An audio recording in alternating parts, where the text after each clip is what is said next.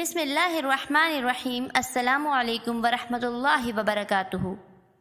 میرے پیارے دوستوں، سچا دوستوں کون ہوتا ہے اور اس کی وفاداری کیسی ہوتی ہے، اس کے بارے میں اس ویڈیو کو آخر تک ضرور دیکھنا۔ ایک بزرگ نے بتایا کہ ان کا بیٹا محمد اسلم نوجوانی میں حد سے زیادہ بگڑ گیا۔ بری محفلوں میں اٹھنا بیٹھنا اور نشہ کرنا اس کا معمول بن گیا۔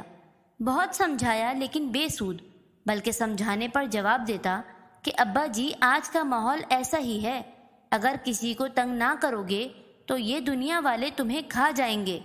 تمہاری جو عزت آج ہو رہی ہے یہ میری جرت مندی سے ہو رہی ہے۔ میں بولتا، بیٹا یہ جرت مندی نہیں بدمعاشی ہے۔ میں بہت پریشان تھا کہ بیٹے کو اس انگاروں بھری محفلوں سے کیسے نکالا جائے۔ میرے پاس اللہ کا دیا سب کچھ تھا۔ میں ہر نماز کے بعد اللہ تعالیٰ سے دعا مانگتا کہ اے میرے پروردگار، مجھ گناہگار میں اتنی طاقت نہیں کہ میں اپنے بچے کو کسی مشکل میں دیکھوں اور برداشت کر سکوں۔ اے میرے پالنے والے، میری ہر مشکل آسان کر دے اور میرے بیٹے کو بچا لے۔ میں دعا مانگتے وقت بہت روتا اور فریاد کرتا۔ آخر میری فریاد اللہ تعالیٰ نے قبول کی اور میرا بیٹا سیدھی راہ پر چل پڑا۔ میں نے ایک منصوبہ بنایا اور مجھے پختہ یقین تھا کہ اگر میرا بیٹا مان گیا تو میں انشاءاللہ اپنے بیٹے کو راہ راست پر لا سکوں گا۔ بڑے انتظار کے بعد میرا بیٹا رات کو 10 بجے گھر آیا۔ میں نے اس سے بات کی کہ بیٹا اگر تم پر کوئی مشکل آئے تو یہ تمہارے دوست تمہاری مشکل گھڑی میں ساتھ دینے کی بجائے تمہیں اکیلا چھوڑ کر بھاگ جائیں گے، لیکن ہم ماں باپ سے یہ صدمہ برداشت نہ ہوگا۔ بیٹا بولا، ابا حضور تم پرانے لوگ کتنے بھولے ہو، پرانی باتوں کو یاد کر کے ہم نوجوانوں کو مثالیں سناتے رہتے ہو۔ آپ کے دور کے دوست میں مانتا ہوں مخلص ہوں گے، لیکن ہماری یاریاں بھی کوئی کچا دھاگا نہیں جو کہ آسانی سے ٹوٹ جائیں۔ میں بولا، بیٹا اسلم تم کو اپنے دوستوں پر کتنا مان ہے؟ تو وہ کہنے لگا کہ ابا جی اگر کوئی برا وقت آیا تو مجھے پختہ یقین ہے کہ میرے سب دوست میرے لیے قربانی سے گریز نہ کریں گے۔ میں بولا کہ بیٹا ایک آزمائش ہے، اگر تم اس آزمائش میں کامیاب ہو گئے تو میں تمہاری راہ میں کبھی رکاوٹ نہ بنوں گا۔ اگر میں جیت گیا تو تم وعدہ کرو کہ تم میری ہر بات مانو گے۔ یہ سن کر بیٹے نے کہا کہ ابا جی آزمائش بتاؤ۔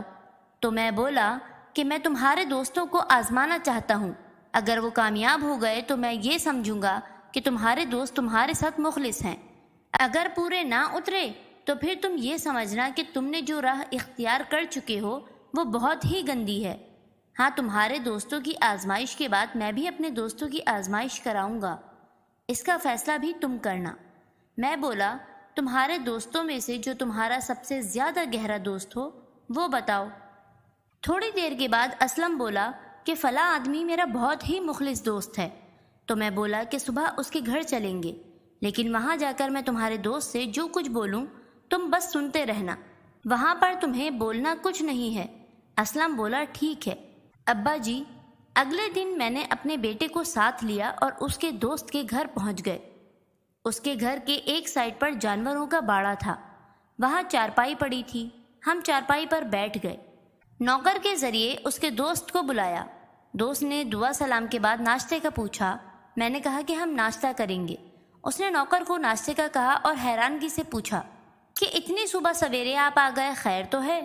میں نے ایک ٹھنڈی آہ بھری اور بولا کہ بیٹا تمہارے دوست اسلم سے ایک نقصان ہو گیا ہے، تم اس کے دوست ہو، اب اسے تمہاری مدد کی ضرورت ہے، اس کے لیے کچھ کرو۔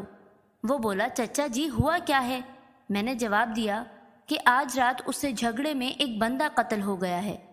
ہم تمہارے پاس اس لیے آئے ہیں کہ تم اسے اس وقت تک اپنے پاس رکھو جب تک معاملہ کچھ ٹھنڈا نہ ہو جائے، مگر اس کے لیے 1 سال بھی لگ سکتا ہے اور اس سے زیادہ کا عرصہ بھی گزر سکتا ہے۔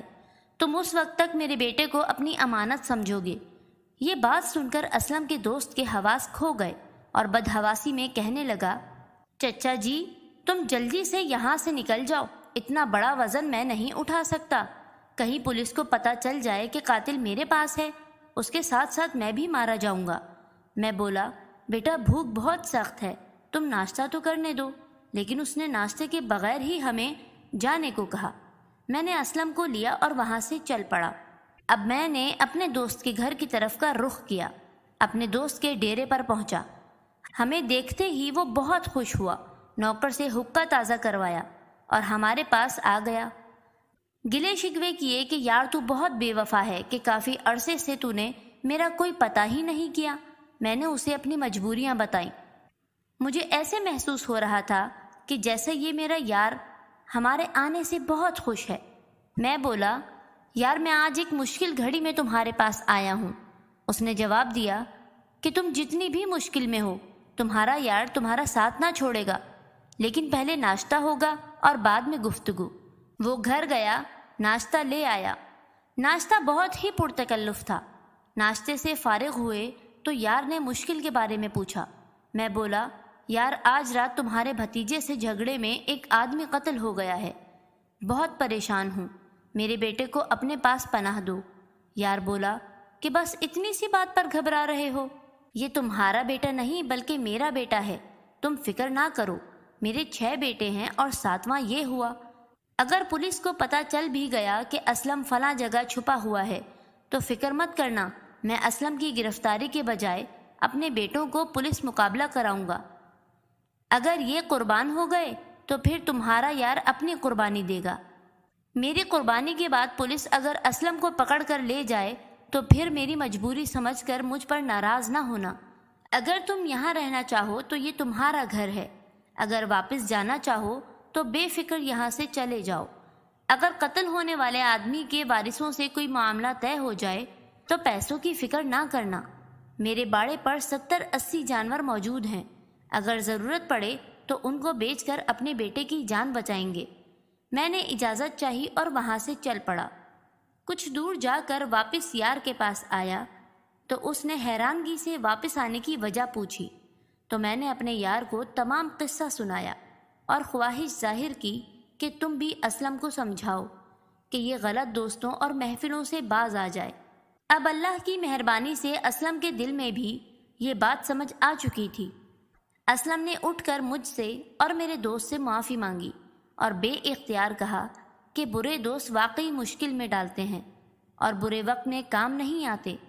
ابا جی، آپ جیت گئے اور میں ہار گیا۔